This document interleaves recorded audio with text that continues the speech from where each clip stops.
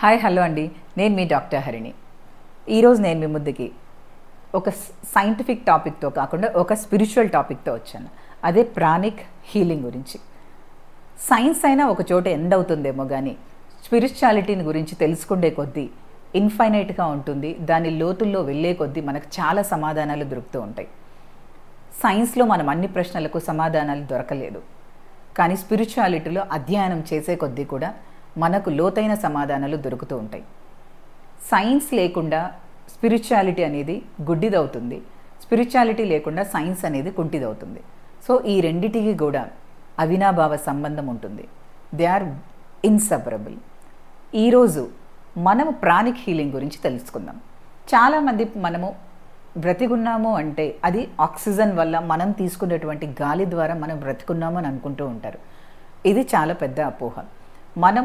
మనకి కేవలం కావాల్సింది ఆక్సిజన్ కాదు. అలా అనుకుంటే చనిపోయిన వ్యక్తికి మనం గనక ఆక్సిజన్ని సప్లై చేస్తే అతను తిరిగి బ్రతకాలి, కానీ అలా జరగట్లేదు. అంటే ప్రాణానికి మించి మనకి ఏదో ఒక శక్తి మన లోపల మనల్ని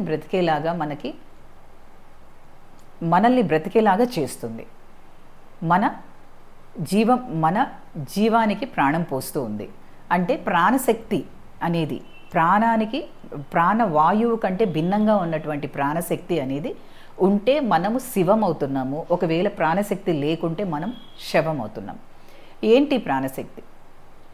మనకు గర్భస్థ స్థితిగా ఉన్నప్పుడే మనలో ప్రవేశించేటువంటి ఈ శక్తిని మనం లైఫ్ ఫోర్స్ అనుకోవచ్చు. ఆ విశ్వశక్తి నుంచి వచ్చేటువంటి ఒక సోర్స్, ఒక భాగమే ఈ ప్రాణశక్తి. ఇది మనకు బ్రహ్మరంధ్రం ద్వారా మనలోకి ప్రవేశిస్తుంది. అది మనం గర్భస్థ శిశువుగా ఉన్నప్పుడే మనం 7 వీక్స్లో దాన్ని ప్రవేశిస్తుంది అన్న ఒక మనకి ఏన్షియంట్ విజ్డమ్ మన ఋషులు మనకు తెలుపుతుంటారు. అలా ప్రవేశించినటువంటి ప్రాణశక్తి మన సుషుమ్నా నాడిలో ప్రయాణం చేస్తూ ఉంటుంది. అంతేకాకుండా మనకు 2 సైడ్లు ఉన్నటువంటి రైట్ నాస్ట్రిల్ అండ్ లెఫ్ట్ నాస్ట్రిల్తో కూడా దాని గమనం అనేది సాగుతూ ఉంటుంది. అది ఎప్పుడైతే రైట్ నాస్ట్రిల్లో దాని గమనం సాగుతుంటుందో అప్పుడు దాన్ని మనము సింపథెటిక్ నర్వస్ సిస్టమ్ కానీ లేదా సూర్యనాడి కానీ అని అంటాము. ప్రాణశక్తి యొక్క ప్రయాణం ఎడమ పక్కగానే జరుగుతూ ఉంటే మనం పారాసింపథెటిక్ కానీ లేదా చంద్ర నాడి మీద శ్వాస జరుగుతుంది అని చెప్తాము. రైట్ సైడ్ ఎప్పుడైతే ప్రాణశక్తి ఫోకస్ అవుతుందో మనం ఎప్పుడు కూడా ఫైట్ అండ్ ఫ్లైట్ మోడ్లో ఉంటాం. అంటే ఒక సిచ్యుయేషన్కి మీరు రెస్పాండ్ అవ్వాలనుకోండి, లేదా ఎగ్జామ్స్ వస్తున్నాయి, లేదా పబ్లిక్ స్పీకింగ్కి వెళ్ళే ముందు, ఇంటర్వ్యూస్కి వెళ్ళే ముందు మీరు చాలా భయంగా చాలా ఇరిటేటెడ్గా ఉంటారు కదా.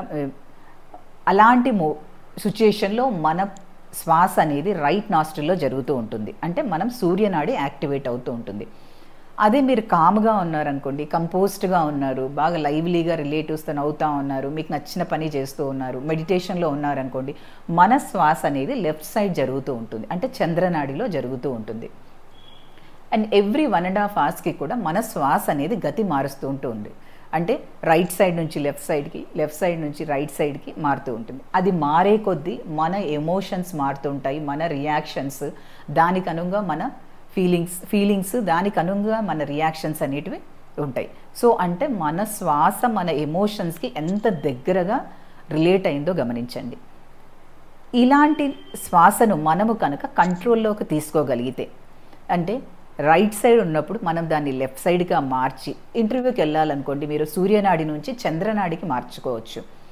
ఒకవేళ మీరు ఎక్కువగా ఫోకస్డ్గా ఒక పని మీద ఫైర్తో పని చేయాలి, లేదా ఆ పనిని నేను ఖచ్చితంగా నెరవేర్చాలి, దాన్ని ఈ టైం లిమిట్లో చేసేసేయాలి అని ఒక పట్టుదలతో ఉంటారు కదా, అప్పుడు మన శ్వాసని మనం లెఫ్ట్ సైడ్ నుంచి రైట్ సైడ్కి, అంటే చంద్రనాడి నుంచి సూర్యనాడికి దాన్ని మార్చుకోవచ్చు. పూర్వం ఋషులు తపస్సు చేసుకునేటప్పుడు ఒక చిన్న కమండలం పెట్టుకొని దానికి మంత్రదండం ఇలా భుజాల కింద పెట్టుకునేవాళ్ళు. అంటే ఆ మంత్రదండం వాళ్ళు ఏదో భుజం నొప్పొస్తుందని కానీ సపోర్ట్ కోసం కానీ పెట్టుకోరు. వాళ్ళు శ్వాసను మార్చుకుంటూ ఉంటారు. ఎప్పుడైతే వాళ్ళు చంద్రనాడిలో ఉన్నారు, అంటే లెఫ్ట్ సైడ్ ఉన్నారు అనుకోండి, వాళ్ళు గతి మార్చుకోవాల్సి వచ్చినప్పుడు వాళ్ళ యొక్క మంత్రదండము, అంటే వాళ్ళు వాలంటరీగా వాళ్ళ యొక్క శ్వాసను చంద్రనాడిలోకి తెచ్చుకోవాలనుకుంటున్నప్పుడు వాళ్ళ మంత్రదండము రైట్ సైడ్ పెట్టుకుంటారు. ఒకవేళ వాళ్ళు శ్వాసను గనక సూర్యనాడిలోకి తెచ్చుకోవాలన్న ఆలోచన ఉంటే మంత్రదండాన్ని లెఫ్ట్ సైడ్ పెట్టుకుంటారు. అంటే ఆపోజిట్ పెట్టుకుంటే మనము మన శ్వాస యొక్క గతిని మార్చుకోవచ్చు. మనం ఏ శ్వాసలో ఉన్నాం అనేది కూడా, అంటే ఏ సైడ్ నాస్ట్రిల్ మనకి యాక్టివ్గా ఉంది అని తెలుసుకోవడానికి కూడా మనం ఒక చిన్న యాక్టివిటీ చేసి, అంటే మనము గమనించుకుంటే, ఇలా ఒక ఫింగర్ని మనము నాస్ట్రిల్స్ దగ్గరగా పెట్టుకొని గమనించుకొని కొంచెం సేపు దాని మీద ఫోకస్ పెట్టగలిగామంటే మనం ఏ సైడ్ నాస్ట్రిల్ నుంచి బ్రీత్ చేస్తున్నాం అనేది తెలుస్తుంది. దానికి అనుగుణంగా మనము మన శ్వాసను మార్చుకోవచ్చు. ఇక ప్రాణిక్ హీలింగ్ అంటే ఎప్పుడైతే ఈ శ్వాసను మనం మెడిటేషన్ ద్వారా రైట్ అండ్ లెఫ్ట్ నాస్ట్రిల్స్ వచ్చే శ్వాస సమానంగా చేస్తామో, అంటే ఆనాపాన సమాయుక్తం అని అంటూ ఉంటారు కదా, అంటే 2 నాస్ట్రిల్స్ నుంచి వెళ్ళేటువంటి బ్రీత్ ఎప్పుడైతే సమానంగా అవుతుందో మనం ఆ స్టేజ్లో అద్భుతాలు చేయొచ్చు. అంటే మనం ఏదైనా సంకల్పం చేసుకున్నాం అనుకోండి, మెడిటేషన్లో ఆ సమబుద్ధిలో ఉన్నప్పుడు, మన థాట్స్ చాలా తక్కువగా ఉన్నప్పుడు మనం ఏదైతే సంకల్పం చేసుకుంటామో, అంటే విజువలైజ్ చేసుకుంటామో దాన్ని త్వరగా రీచ్ అవుతామో, అవి విశ్వానికి త్వరగా వెళ్తూ ఉంటాయి అని మనము లా ఆఫ్ అట్రాక్షన్లో చాలామంది వినే ఉంటారు. అంటే మనము మన సంకల్పంతో ప్రాణశక్తిని మనము ఒక పర్టికులర్ చోటికి ఫోకస్ చేయొచ్చు అని ఒక ప్రిన్సిపల్ని మనం తెలుసుకుంటాము. ఇదే ప్రిన్సిపల్ని మనము హీలింగ్లో కూడా ఉపయోగించవచ్చు. సపోజ్ సైన్స్లో కొన్ని జబ్బులకు, చాలా క్రానిక్ ఇల్నెసెస్కి ట్రీట్మెంట్ ఉండదు. అలాంటి వాటికి ప్రాణిక్ హీలింగ్ కొంతవరకు హెల్ప్ చేస్తుంటుంది.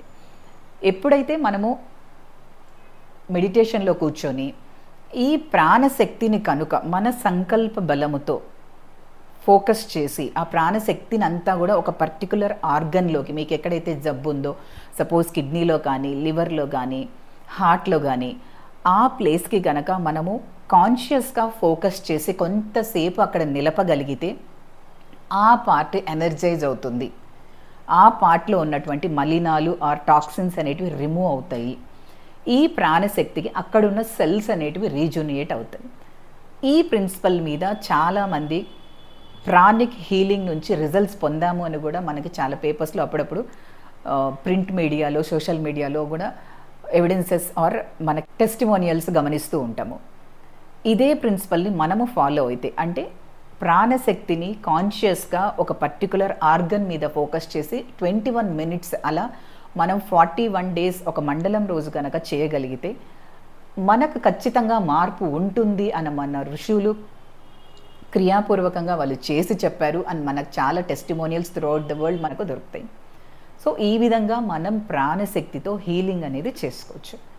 అంతేకాకుండా మన ప్రాణశక్తిని వేస్ట్ చేసుకోకుండా మనం ఎప్పుడూ కూడా ఐదే పనుల మీద మన జీవితం మొత్తం ఆధారపడుతుంది.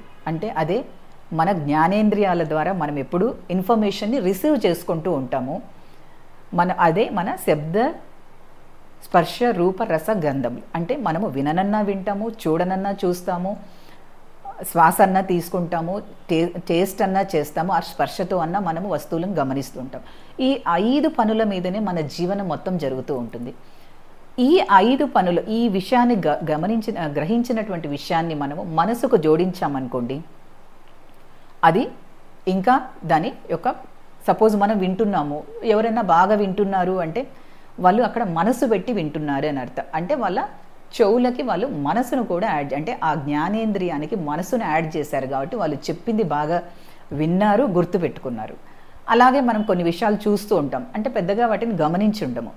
కొంతమందికి అదే విషయం బాగా గుర్తుంటుంది. అలా ఎలా అంటే వాళ్ళు మనసు పెట్టి చూశారు కాబట్టి వాళ్ళకి ఆ విషయం మీద ఆ ఫోకస్ అనేది వచ్చి ఉంటుంది. సో మనం ఈ విధంగా ఇన్ఫర్మేషన్ జ్ఞానేంద్రియాల ద్వారా తీసుకొని కర్మేంద్రియాల ద్వారా వాటికి అనుగుణంగా మనము రెస్పాండ్ అవుతూ ఉంటాం. ఇలాంటి సిచ్యుయేషన్లో మనం ఎక్కువగా మన ప్రాణశక్తిని మనం ఎక్కువగా ఉపయోగిస్తూ ఉంటాము. అంటే ఇప్పుడు సపోజ్ మీకు కళ్ళు ఉన్నాయి, దానికి గనక శక్తి ప్రసరించలేదనుకోండి, ఆ కళ్ళు చూడలేవు. మనకు చెవులు ఉన్నాయి, చెవులు ఉన్న తర్వాత మనకు ఆ ప్రాణశక్తి ఆ పర్టికులర్ పార్ట్లోకి వెళ్ళలేదు అంటే, ఆ లైఫ్ ఫోర్స్ అనేది వెళ్ళలేదు అంటే మనకు చెవులు ఉన్నా కూడా మనము వినలేము.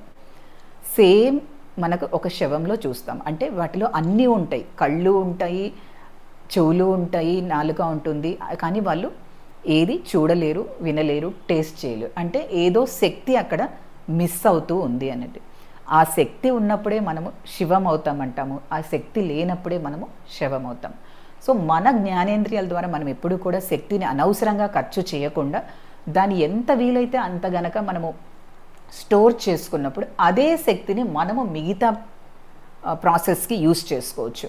అంటే మీరు సపోజ్ అది మెడిటేషన్లో యూస్ చేసుకోవచ్చు, క్రియేటివ్ యాక్టివిటీస్లో యూస్ చేసుకోవచ్చు, లేదా ఇంకా కొత్త విషయాలు నేర్చుకోవటంలో యూస్ చేసుకోవచ్చు. సో మనము శక్తిని మలినం చేసుకోకుండా, అనవసరపు విషయాల మీద మనం ఎక్కువ ఫోకస్ చేసుకోకుండా శక్తిని ప్రిజర్వ్ చేసుకొని ఆ ప్రాణశక్తిని మనం ఎక్కువగా స్టోర్ చేసుకుంటున్నప్పుడు మనం అదే శక్తిని సంకల్పంతో మనకు కావలసినటువంటి ఆర్గన్ మీద కానీ లేకపోతే మనకు కావలసినటువంటి విషయాన్ని మీద కానీ ఫోకస్ చేయొచ్చు. ఆ శక్తిని మనం అక్కడ హీలింగ్గా ఉపయోగించుకోవచ్చు. Thank you. నేను మీ డాక్టర్ హరిణి.